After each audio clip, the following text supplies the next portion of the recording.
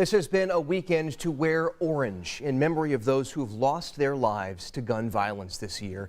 And sadly, that number has continued to grow just over the last 48 hours. 4 more people have died. And while we do focus a lot on the numbers, our Emily Longnecker spoke with some moms tonight, fighting to remind everybody there is a name and a story behind each one.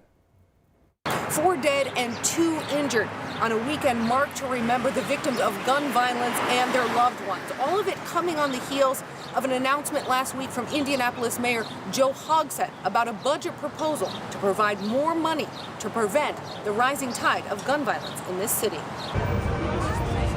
Shoes lined up, pair after pair, along Monument Circle Sunday to represent the lives lost in the past 6 months to gun violence in the city of Indianapolis. 111 of them, a number that grew over the weekend. Today I had to write a new number. Yesterday I had to write a new number. Kathy Weinman is with the Indianapolis chapter of Moms Demand Action, a grassroots organization that calls for solutions to stem the tide of gun violence in this country. The group organized an In Their Shoes Memorial Sunday to honor the city's gun violence victims and their families. The event comes during Wear Orange Weekend, a national event that's held annually to also raise awareness. We're trying to make gun violence real. It's not just a number. It's not just a statistic. The family of one of those lost last year to gun violence, 24-year-old Jack Shockley, was there to remember the young man who was shot and killed last year on the city's east side. It's not just a political problem. It is a real and lifelong tragedy for people who are impacted by gun violence. Hours before Sunday's memorial, Weinman woke up to news of a deadly shooting the night before, just 5 minutes from her home on the south side. Police say a 31-year-old man was shot and killed. Then, early Sunday, police say they found a woman shot to death on North Kenwood Avenue. Every day,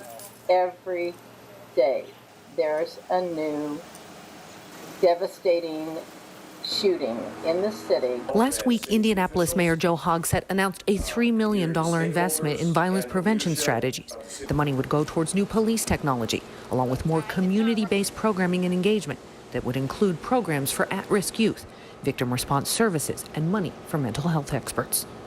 Kathy Weinman says Moms Demand Action is in favor of whatever solutions can help prevent more scenes like this in Indianapolis and the country. And there are so many things we can do to put an end to that. It just takes the community will to do it.